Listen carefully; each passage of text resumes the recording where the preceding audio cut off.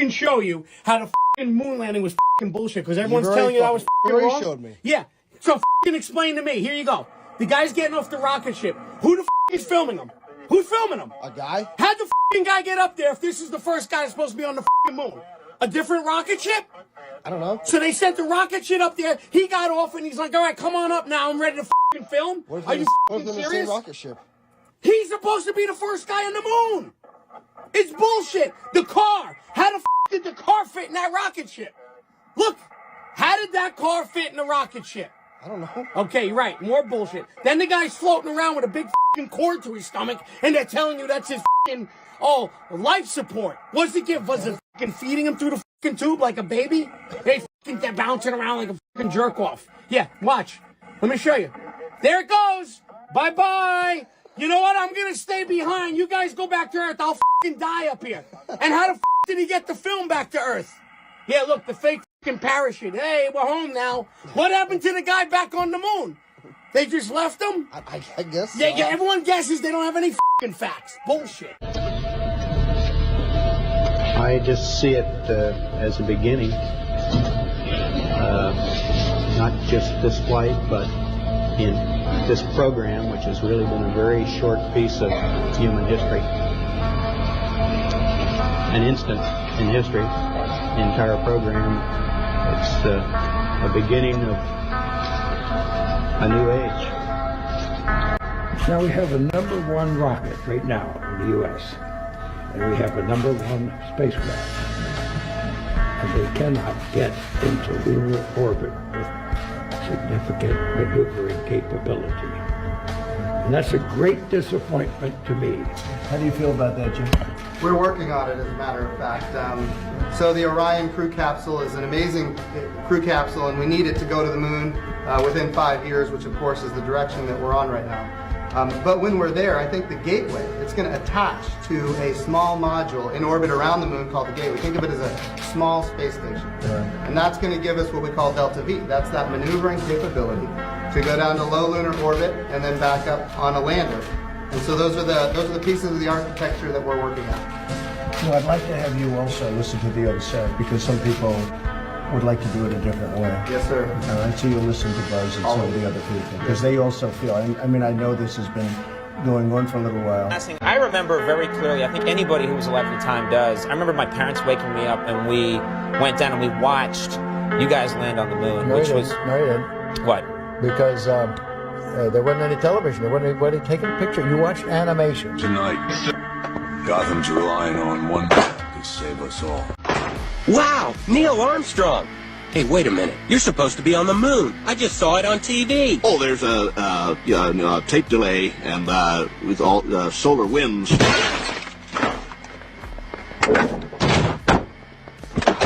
You associated what you saw with... I have very hazy memories. Yeah, I know. Well, no, but what we saw was we all were gathered around the old curved top radio and listened. Talking about, how many feet we were going to the left and right, and then I said, contact light, engine stop. It was and a few exciting. other things, and then Neil said, Houston, Tranquility Base, the Eagle has landed. Man, how about that? That was very exciting. Not a bad line. The International Space Crew attempted a spacewalk outside the station. Here's a live look at the astronauts. Well, I don't think that's... Yeah. 2, 1, ignition. Right away, Houston. Regs are good. Excellent. Pitch over. No way. That's great. We landed on the moon! I need y'all to look how they put the truth in plain sight. This is in Vegas, right? Now, peep, that's an AI bot in the dome glass. Look.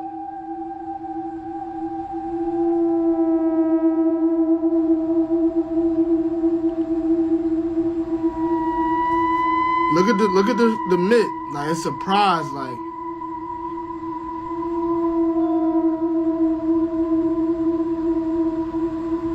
I don't think y'all understand, yo. What did you just see? Bro, this whole thing was about transcending beyond the firmament, yo. And turning everybody different, yo. on everything. And this was inside of Vegas. And then when you seen like when he broke the glass or it broke the glass and it was looking like real surprised, this part right here, look. Watch this shit, y'all. Look at the surprise on the face. You see that, right? Even to me, this is a little subliminal. Afterlife, Genesis. Like that was a new beginning and some shit. I'm trying to tell y'all, man. Wake up! So apparently they found city lights on another planet. I don't know what's faker, this or Kim Kardashian's. Look, man, I'm all for, oh, we discovered this and that. But come on. Come on. Be serious. There is no way that we saw city lights on another planet. Come on, brother. This sounds like something out of a movie. And I'm not like knocking the discovery of more, things in the universe. I'm all for that. But like, at least try to make it sound real. City lights? City lights? City lights? So you're making the claim that this planet has cities and that these are city lights. Not just light. It's city lights. Shut the f***. Is it me or is it really weird to see a UNICEF sticker on the International Space Center? What is UNICEF got to do with space? There you have it. Cool, but difficult thought process. Right. I mean, that's essentially what's happening when you're on a plane. I mean, if you're throwing a ball up in the air and catching it on the plane, it's happening at a much smaller scale, right? Yeah. I mean, you're flying at whatever, 600 miles an hour relative to the ground. But it doesn't seem like it when you're sitting there. Yeah, and Einstein elevated that to a principle and said, if you're moving at if you're not accelerating, you're just moving at a constant speed in a plane, or now. I mean, that's essentially what we're doing now. We're moving around the sun at effectively constant speed. Then you can't tell. So there's no experiment you can do. We could look at the decay of a radioactive nucleus or some electricity and magnetism or bounce a ball, have a pendulum, whatever it is. And there's no experiment you can do to tell you whether you're moving or not. Therefore, that concept has no meaning because you can't measure it. And that's led Einstein to relativity. Guys, the 7 planets are not physical objects. Now I'm going to show you what NASA shows us versus what a real camera, a Nikon P900, which is the most powerful zoom camera in the world, actually shows us. So here is NASA's CGI version of Mars. Here's what Mars actually looks like. So guys, these planets are luminaries. They are lights in the sky. They are the only wandering stars. Also, how is it when you point a camera at the North Star, which is Polaris, all the stars around it do perfect circles 365 days of the year. Also, the constellations realign in the same exact spot 365 days, which means we are absolutely not doing this, hurtling through space at millions of miles per hour, orbiting the sun, and spinning 1,000 miles per hour. Like, how would we see the same exact constellations align in the same exact spot every 365 days? Not possible if we were doing this. So check this out. This is the planet Venus, or a luminary, a light in the firmament traced over an 8-period time, and this is the pattern it creates.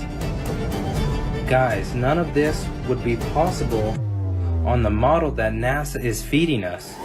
So guys, this is what our planets or wandering stars actually look like, and not this fake CGI cartoons that NASA feeds us. So the Earth is a stationary plane with the stars fixated in the firmament. The stars are moving and we are stationary, just like the Bible said, and just like all of our ancient ancestors tried to tell us. And here's NASA. A modern formulation by Max Tegmark, who called it the mathematical universe hypothesis. Tegmark's hypothesis is actually more, shall we say, grandiose. He doesn't just claim that actually reality is math, but that all math is real. Not just the math that we use in our theories that describes our observations, but all of it. The exponential function, Mandelbrot sets, the number 18, it's all as real as you and I. If you believe Tegmark. But should you believe Tegmark? Well, as we have seen earlier, the justification that we have for calling some mathematical structures real is that they describe what we observe. This means we have no rationale for talking about the reality of mathematics that does not describe what we observe. Therefore, the mathematical universe hypothesis isn't scientific. This is generally the case for all types of the multiverse. The physicists who believe in this argue that unobservable universes are real because they are in their math. But just because you have math for something doesn't mean it's real. You can just assume it's real, but this is unnecessary to describe what we observe and therefore unscientific. Let me be clear that this doesn't mean it's wrong. It isn't wrong to say the exponential function exists or there are infinitely many other universes that we can't see. It's just that this is a belief-based statement, not supported by evidence. What's wrong is to claim that science says so. Then what about the question whether we are made of math? Well, you can't falsify this hypothesis. Suppose you had an observation that you can't describe by math. It could always be that you just haven't found the right math. So the idea that we're made of math is also not wrong, but unscientific.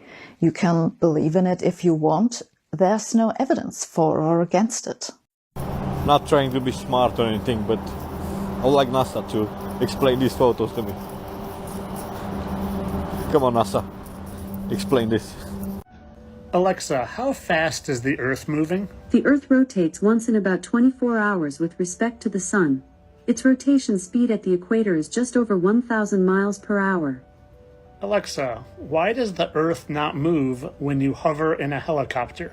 According to an Alexa Answers contributor, due to a combination of gravity and atmosphere, we cannot feel the Earth spinning. Alexa, are the clouds part of the atmosphere? According to an Alexa Answers contributor, yes. In meteorology, a cloud is an aerosol consisting of a visible mass of miniature liquid droplets. Alexa, if the Earth and clouds all move together, why do I see the clouds move but not the Earth? The Earth and clouds move together due to the movement of air and wind currents, causing the clouds to appear stationary. Alexa, the Earth looks stationary, so why is it moving? From our perspective on Earth, it may seem like the planet is stationary, but that's because we're stationary with respect to the Earth. Alexa, can you give me an example of Occam's razor? From Genius.com. Occam's razor example. If given the choice between two solutions, the one that is simpler to understand is most likely the right answer. Alexa, why does the Earth not move when you hover in a helicopter? When a helicopter hovers in the air, it is because the air moving past the helicopter is at the same speed as the Earth's rotation. This means that the helicopter and the air do not move, so the Earth does not appear to move relative to the helicopter. Occam's razor, of course. Or maybe, just maybe, nothing's moving at all. Just your imagination. So, you want to talk about the moon, do ya? Alright, let's do that. As we all know, the moon is the celestial object we see in our night sky. We sometimes see it during the day. It is often out with the sun. And when the moon is out with the sun, you'd get no effect on the gravity.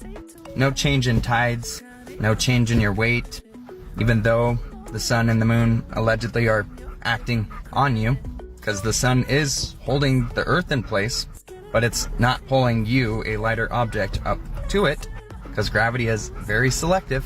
But that's not what I want to talk about. I want to talk about the laser bounce experiment. Many of you believe this experiment is only possible because of a reflective mirror, but that's because many of you don't understand they've been bouncing a laser off the moon for a long time. Many years before the moon landing. When you look it up, you see that the speed of light is what they determine the distance of the moon by. But what they do not tell you about that is that that entire experiment relies on the theory of relativity. That's right.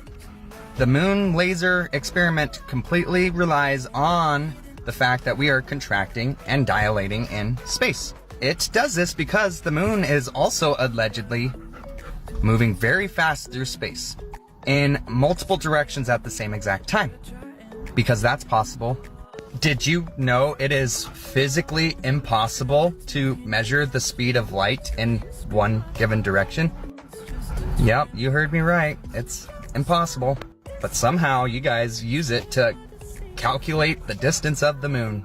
And you do it with such confidence that you likely do not even know that your theory is physically impossible. It's just a theory. And that theory relies on another theory. There is literally no facts to this argument. None. And yet somehow you guys use it to prove the distance of the moon.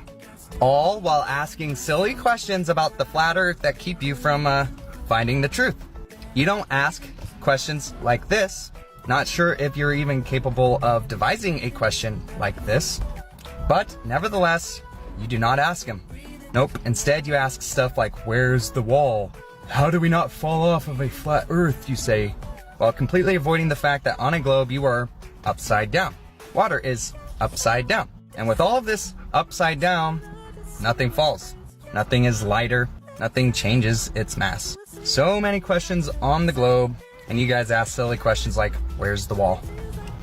It came in the mail, and y'all are opening it with me. Ooh.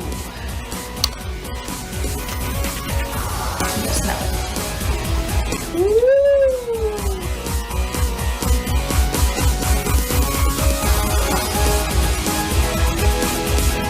Here we go.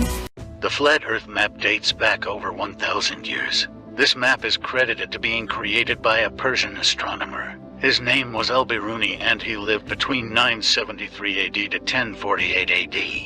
It's the official map of the United Nations and also the United States Geological Survey. It used to be present in many places before the creation of NASA and the Antarctic Treaty in 1959. Here you see it with Admiral Byrd.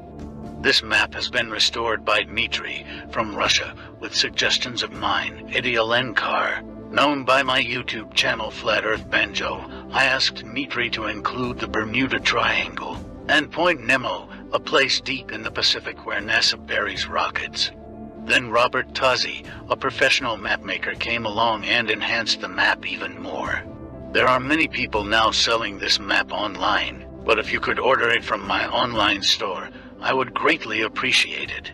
Visit my online store now and order one of the items. I humbly thank you.